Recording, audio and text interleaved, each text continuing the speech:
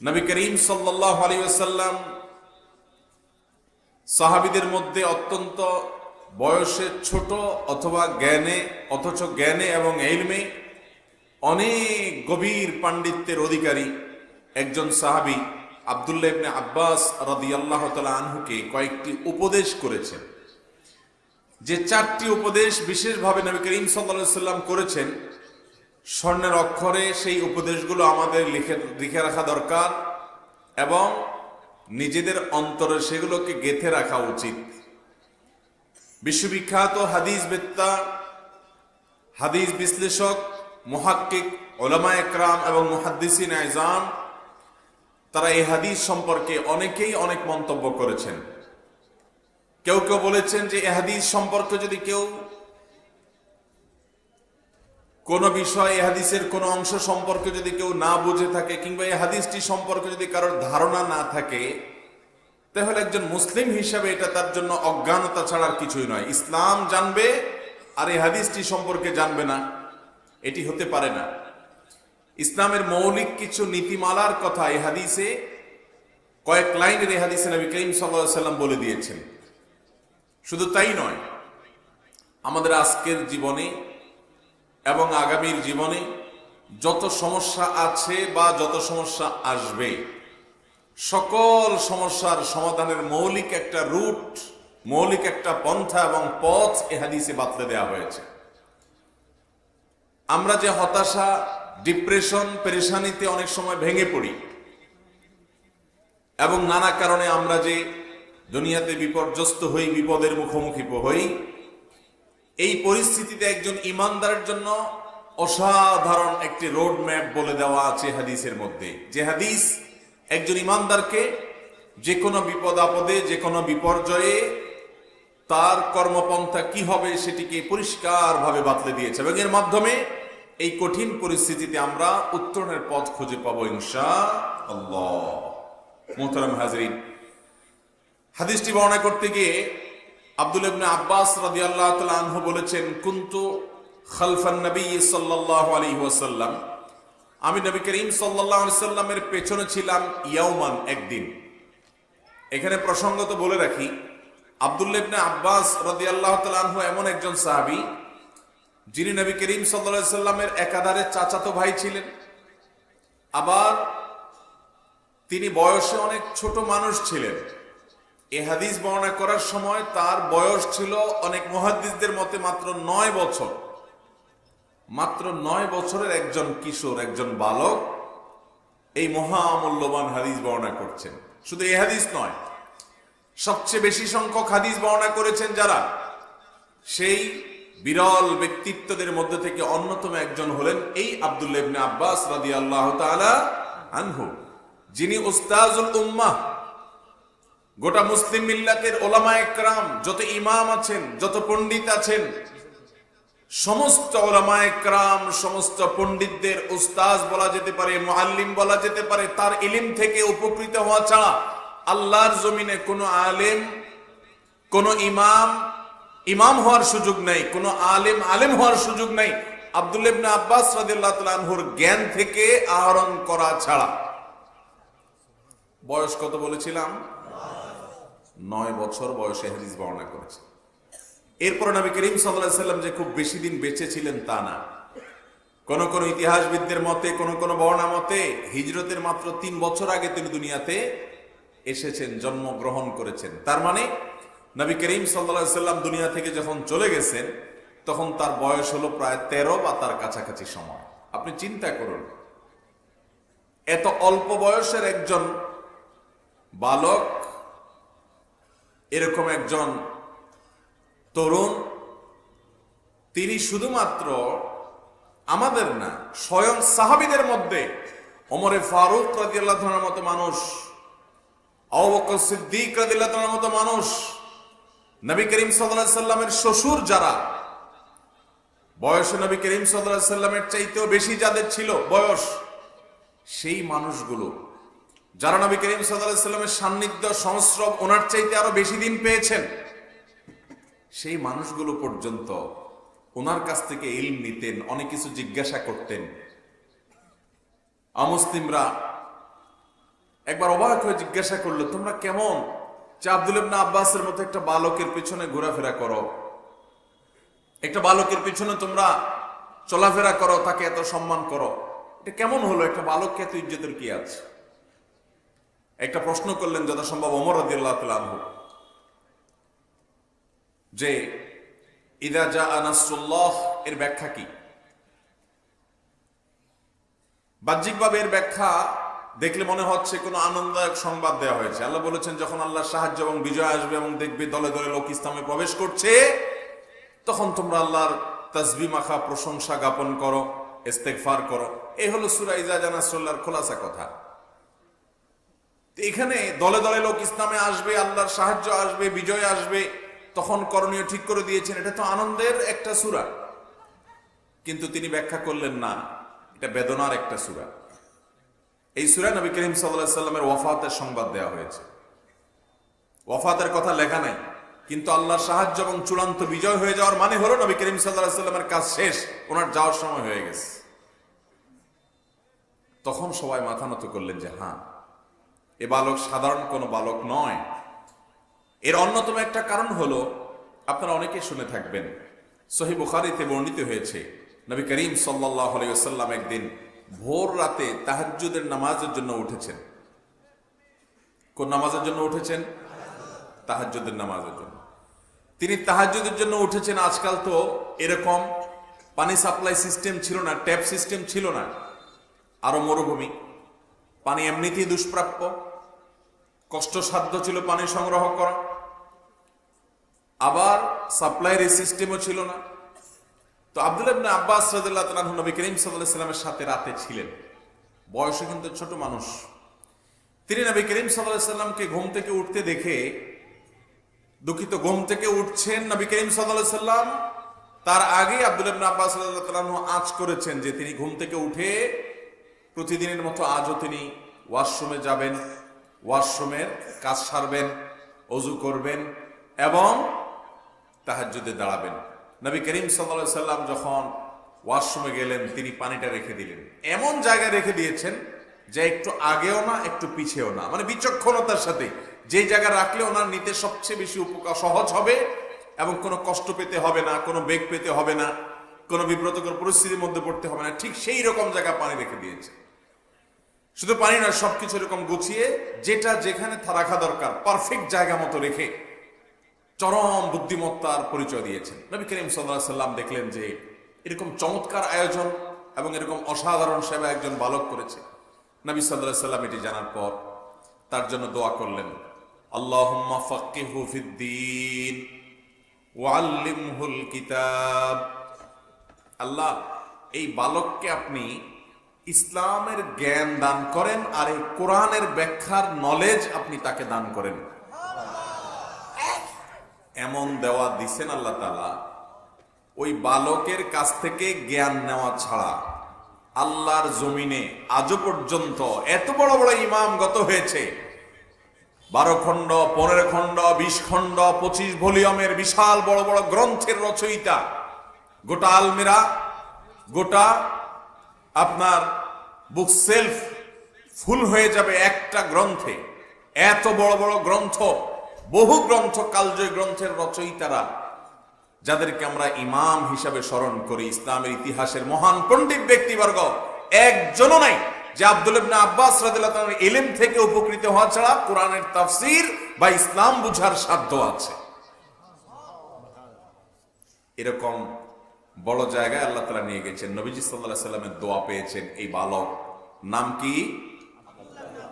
আব্দুল্লাহ ইবনে আব্বাস রাদিয়াল্লাহু তাআলা। আমাদের যুবকরা আজকাল কত খেলোয়াড়ের নাম জানে। ইসলামের ইতিহাসের এ সকল তারকা, এ সকল মহান ব্যক্তিত্বদের সাথে আমরা পরিচিত নই, আমরা জানি না তাদের ইতিহাস। আল্লাহ রাব্বুল আলামিন আমাদেরকে তাদের প্রকৃত অনুসারী হওয়ার তৌফিক দান করুন।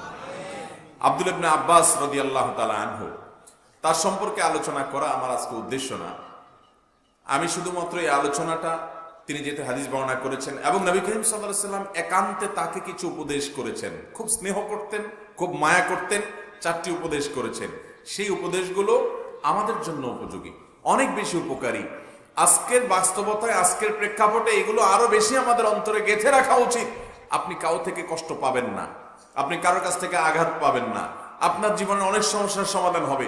এই 4টি উপদেশ যদি আপনি গেঁথে ফেলতে পারেন আপনার মনে, সবাই চেষ্টা করবেন তো ইনশাআল্লাহ। সেই সাথে একটু বলে রাখি, এই বালক আব্দুল্লাহ ইবনে আব্বাস রাদিয়াল্লাহু তাআলা আনহু এত অল্প বয়সে নবী করিম সাল্লাল্লাহু আলাইহি সাল্লামের সাথে সাথে থাকতেন। কত সাথে থাকতেন যে নবী সাল্লাল্লাহু আলাইহি সাল্লাম একান্তে তাকে পেয়েছেন। তার সান্নিধ্য পাওয়ার জন্য কত শত সাহাবীরা তার পেছনে ঘুরঘুর করতেন। অথচ আব্দুল্লাহ ইবনে আব্বাস রাদিয়াল্লাহু তাআলা আনহু তার এত কাছাকাছি ছিলেন যে তাকে একান্ত ডেকে খুব আদরের সাথে বলেছেন, ইয়া গোলাম, হে বালক, হে বৎস, হে ছোট শিশু, ইন্নী উআল্লিমুকা কালিমাত, আমি তোমাকে কিছু বাক্য শিখিয়ে যেতে চাই, কিছু বাক্য শিখিয়ে যেতে চাই। আল্লাহর নবী বলছেন আমি তোমাকে কিছু বাক্য শিক্ষা দিয়ে যেতে চাই। কত স্নেহ করতেন। এত স্নেহ কি এমনি এমনি পেয়েছেন? নবী সাল্লাল্লাহু আলাইহি সাল্লামের দোয়া পেয়েছেন। কারণ এই বালকের মধ্যে নবী করিম সাল্লাল্লাহু আলাইহি সাল্লামের সেবা, তাকে শ্রদ্ধা করা, তার খেদমত করা, তার দোয়া নেওয়ার মতো সেরকম উপযোগী মানুষ হিসাবে সে নিজেকে গড়ে তুলতে পেরেছেন। এই জন্য আল্লাহ নবীর দোয়াও পেয়েছেন এবং এমন দোয়া করেছেন, আল্লাহুম্মা ফাক্কিহু ফিদ্দীন ওয়া আল্লিমহু তাওয়ীল, আল্লাহ ইসলামের জ্ঞান তাকে দেন, কোরআনের ব্যাখ্যা তাকে বুঝার তৌফিক দেন। এমন বুঝাই বুঝছেন, এমন জানাই জানছেন যে আজও পর্যন্ত কোন আয়াতের তাফসিরে বড় বড় মুফাসসির, তারপর পরের কথা মুফাসসিরদের তাফসির পড়া ছাত্র যারা আজকের উলামায়ে কেরাম, আব্দুল্লাহ ইবনে আব্বাস রাদিয়াল্লাহু তাআলা কি বলেছেন সেটা খোঁজার চেষ্টা করেন। ভাইরা আমার, আমাদের আজকালকার যে বালকরা, আমাদের যে ছোট ছেলে মেয়েরা আছে, এদেরকে একটু কম্পেয়ার করেন তো। শুধুমাত্র আব্দুল্লাহ ইবনে আব্বাসের কথাই নয়, আব্দুল্লাহ ইবনে ওমর রাদিয়াল্লাহু তাআলা আনহুর ইতিহাস যদি আপনি শুনেন, আপনি অবাক হয়ে যাবেন। অনেকে জেনে থাকবেন যে আব্দুল্লাহ ইবনে ওমর রাদিয়াল্লাহু তাআলা আনহু বয়সে অনেক ছোট ছিলেন। কোন একটা জেহাদে যাওয়ার জন্য সাহাবীদের মধ্যে কম্পিটিশন, ছোট মানুষ, তাকে নেওয়া হবে কি হবে না, পেরেশানিতে আছেন, যাতে নেওয়া হয় এই জন্য এরকম উঁচু করে দাঁড়াচ্ছেন যে আমি বড় হয়ে গেছি। বহু ঘটনা তার। নবী করিম সাল্লাল্লাহু আলাইহি সাল্লাম একবার উপস্থিত সাহাবীদেরকে বললেন, একটি প্রশ্ন করছি আমি, কে উত্তর দিতে পারবে? মুসলমানের সাথে একটা গাছের তুলনা চলে, সে গাছ কোনটা বলো দেখি। সাহাবীদেরকে প্রশ্ন করলেন কে? নবী করিম সাল্লাল্লাহু আলাইহি সাল্লাম। সবাই চুপ, কেউ বলার সাহস করছে না। কোন গাছ, কোনটা বলে আবার কোন বিপদে পড়ি। সবাই চুপচাপ। আব্দুল্লাহ ইবনে ওমর রাদিয়াল্লাহু তাআলা আনহু মজলিসে ছিলেন, কিন্তু ছোট মানুষ ছিলেন। সামনে ওনার বাপ, চাচারা বসা, মুরব্বীরা বসা। তো মুরব্বীদের সামনে নিজে থেকে কোন একটা উত্তর দিতে যাবেন, মুরব্বীরা দেওয়ার সাহস করছেন না। তাদের সামনে উত্তর দেওয়াটাকে অসৌজন্যতা, অভদ্রতা এবং বেয়াদবি মনে করেছেন, সেজন্য উনি চুপচাপ রয়েছেন। কিন্তু এই হাদিস বর্ণনা করার সময় বলেছেন, আমার মনে আসছে সেই গাছটা হবে খেজুর গাছ, কিন্তু আমি বললাম না যে আমার বাপ চাচারা বসে আছে, তাদের সামনে আমি কিভাবে উত্তর দেই। ওনারা দিচ্ছেন না, তাহলে আমি চুপ থাকি। মুরব্বীদের সামনে কথা আগ বাড়িয়ে বলা এটা অসৌজন্যতা, এটা ইসলামী ম্যানার্সের বাইরে অভদ্রতা। তিনি বলেননি। এরপর নবী করিম সাল্লাল্লাহু আলাইহি সাল্লাম যখন নিজে থেকে উত্তর দিয়ে দিলেন, তখন তিনি আফসোস করলেন যে হারে, আমি তো এই উত্তরটাই মনে মনে ঠিক করেছিলাম। যাই হোক, খেজুর গাছের সাথে ইমানদারের তুলনা কিভাবে, সেটা আরেক আলোচনা, একটা থেকে আরেকটাতে চলে যাবে। আমরা আমাদের মূল কথায় ফিরে আসি। আমাদের ছোট ছোট ছেলে মেয়েরা 8 বছর 9 বছর বয়সে, এখন তাদের হাতে হাতে শুধু মোবাইল ফোন ছাড়া আর কিচ্ছু নেই। কি দেই আমরা পোলাপেন রে? একটা ট্যাব দিয়ে মুনাজাতে বসাই দেই, মোবাইল দিয়ে মুনাজাতে বসাই দেই। ঘাটতে ঘাটতে চোখ শেষ, ব্রেন শেষ, সব শেষ। ইমান, আমল, আখলাক, আচরণ, ভদ্রতা সব শেষ। ভাইরা আমার, মুসলমানের সন্তান সবকিছুর আগে ইমান শিখবে, এর পাশাপাশি সে আখলাক শিখবে, ভদ্রতা শিখবে, আচরণ শিখবে। আজকাল দেখা যায় যে ছেলে মেয়ে একেবারে শিশুকাল থেকে নিয়ে বয়স যত বাড়তে থাকে তত বড় বেয়াদব হতে থাকে। আব্দুল্লাহ ইবনে আব্বাস রাদিয়াল্লাহু তাআলা আনহু নবীজি সাল্লাল্লাহু আলাইহি ওয়াসাল্লামের দোয়া পেয়েছেন আদবের কারণে। অতএব আমাদের সন্তানদেরকে আমরা ভদ্রতা, শালীনতা, সৌন্দর্য, বড়দেরকে সম্মান করানোর যে গুরুত্বপূর্ণ একটা আচরণগত সৌন্দর্য, সেটা শেখাবো তো ইনশাআল্লাহ। ছোটবেলা থেকে এগুলো পারিবারিকভাবে শেখাতে হয়, এগুলো শেখাতে হয় ভাইয়েরা আমার। তাহলে এই সাহাবীর মতো এরকম মহান ব্যক্তিত্ব হওয়ার তৌফিক আল্লাহ তাআলা, তার মতো না হলেও তার অনুসারী হিসেবে বড় আলিম হওয়ার, বড় দায়ী হওয়ার এবং কোরআনের নলেজওয়ালা মানুষ হওয়ার তৌফিক আল্লাহ তাআলা দিবেন ইনশাআল্লাহ। তো যে হাদিসটি বলছিলাম, আব্দুল্লাহ ইবনে আব্বাস রাদিয়াল্লাহু তাআলা বর্ণনা করেছেন যে আমি একবার নবী করিম সাল্লাল্লাহু আলাইহি সাল্লামের পেছনে ছিলাম, তিনি আমাকে বললেন, ইয়া গোলাম, হে ছেলে, ইন্নী উআল্লিমুকা কালিমাত, হে বালক, তোমাকে আমি কয়েকটি কথা শিক্ষা দিতে চাই। এখানে মূলত 4টি বিষয় নবী সাল্লাল্লাহু আলাইহি সাল্লাম তাকে উপদেশ দিয়েছে। তার প্রথমটি হলো ইহফাজিল্লাহ ইয়াহফাজুক, তুমি আল্লাহর আদেশ নিষেধকে, আল্লাহর ফরজ বিধানকে, আল্লাহর হারাম বিষয়গুলোকে মেনে চলবে, অর্থাৎ ফরজগুলোকে অবশ্যই করবে, হারামগুলো থেকে বেঁচে থাকবে। আল্লাহ যা করতে বলেছেন সেটা করবে, যা নিষেধ করেছেন তা থেকে বেঁচে থাকবে। আল্লাহর আদেশ নিষেধকে যদি তুমি মান্য করে চলো, নিশ্চিত থাকবে যে তোমাকে আল্লাহ তাআলা আখিরাতে তো বটেই, দুনিয়াতেও সকল সমস্যা বিপদ থেকে রক্ষা করবেন। আল্লাহর আদেশ নিষেধের মধ্যে যদি তোমার পুরো জীবনকে পরিচালিত করো, তোমার রক্ষাকারী হবেন কে? আল্লাহ। এটা তুমি মাথায় রেখে চলবা। উপদেশ নম্বর 2, ইহফাজিল্লাহ তাজিদহু তুজাহাক, আল্লাহ রাব্বুল আলামিনের আদেশ নিষেধগুলোকে হেফাজত করবে, সংরক্ষণ করবে। আল্লাহর কোন ফরজ নির্দেশ, কোন নির্দেশ পেলে সেটাকে মানার জন্য জান প্রাণ চেষ্টা করবে, কোনোভাবেই সেটাকে নষ্ট করবে না, এটাকে অবহেলা করে এটাকে কখনো নষ্ট করবে না। তুমি আল্লাহর বিধিবিধানগুলোকে যদি রক্ষা করে চলো, তাজিদহু তুজাহাক, আল্লাহর সাহায্য তুমি তোমার চোখের সামনে দেখতে পাবা। ভাইরা আমার, আমরা আজকাল ইসলাম ঝেড়ে ফেলে দিয়ে তারপরে দুনিয়ার উন্নতি চাই। মুসলমানের উন্নতির মূল পথই হলো আল্লাহ এবং তার রাসূল সাল্লাল্লাহু আলাইহি সাল্লামের বাতানো পথ। ওই পথের বাইরে গিয়ে মুসলমান কখনো উন্নতি করতে পারবে না। নবী করিম সাল্লাল্লাহু আলাইহি সাল্লাম সে কথা বলে দিয়েছেন, ইহফাজিল্লাহ তাজিদহু তুজাহাক, তুমি আল্লাহর প্রতিটি কথাকে হেফাজত করবে, অর্থাৎ মেনে চলবে। আল্লাহর কোন নির্দেশকে নষ্ট করবে না, পাই পাই করে প্রতিটি কদমে কদমে প্রতিটি বিষয়কে তুমি মেনে মেনে চলার চেষ্টা করবে, কোনোটাকে নষ্ট করবে না। যদি এমন করে চলতে পারো, তাজিদহু তুজাহাক, তুমি আল্লাহকে, আল্লাহর সাহায্যকে তোমার সামনে দেখতে পাবে, পেছনে না, একেবারে সামনে আল্লাহর সাহায্য তোমার দিকে আসবে। আল্লাহ তাআলা সাহাবীদেরকে সাহায্য করেন নাই? কিরকম সাহায্য করছেন ভাই? মাত্র 10 বছর সময় মদিনাতে পেয়েছেন। কয় বছর? 10 বছর। 10 বছরে একজন মানুষ চাকরি বাকরি শুরু করলে শুধুমাত্র হাবভাব বুঝতে বুঝতেই 10 বছর চলে যায়। একটা ফ্যামিলি গরিব থেকে ধনী হতেও 10 বছর যথেষ্ট না, বহু বছর চাকরি করা লাগে। 2 নম্বর পথেও পারে না, হালাল পথে পটেই। অথচ মাত্র 10 বছরে সাহাবা একরাম গোটা পৃথিবীর সবচাইতে দুর্বল শক্তি থেকে সারা বিশ্বের সুপার পাওয়ারে পরিণত হয়েছেন। কয় বছর সময় নিয়েছেন? 10 বছর। আমাদের দেশে বা পৃথিবীর গণতান্ত্রিক অনেক দেশে সরকার 5 বছর 4 বছরের জন্য ক্ষমতায় আসে। 2 টার্ম 3 টার্ম থাকার পরও মনে হয় যে আরো অনেক কাজ বাকি। একটা দেশের অবকাঠামো বা এগুলো ঠিক করতে 10 বছর 20 বছর কেন? সরকারের পরে সরকার বদলে, চেহারা বদলাতে এত সহজে পারা যায়। সেখানে গোটা বিশ্বের চেহারা পরিবর্তন করে দিয়েছেন সাহাবীরা। কয় বছরে? মাত্র 10 বছরে। সবচেয়ে দুর্বল মানুষ নিজের মাতৃভূমিতে থাকার অধিকার পর্যন্ত পান নাই, বিতাড়িত হয়েছেন, স্বাধীনতা থেকে বঞ্চিত করা হয়েছে। সেখান থেকে নিজের মাতৃভূমি উদ্ধার করে স্বাধীনতা অর্জন করেছেন। শুধু তাই নয়, গোটা বিশ্বকে পায়ের নিচে নিয়ে এসেছেন। কয় দিনে? 10 বছরে। তাদের হাতে কি ছিল? অ্যাটম বোমা ছিল?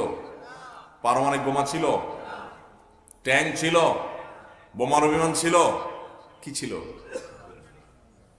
আল্লাহর শপথ, তাদের মূল শক্তি ছিল ঈমান এবং তাকওয়া এবং নেকামলের শক্তি।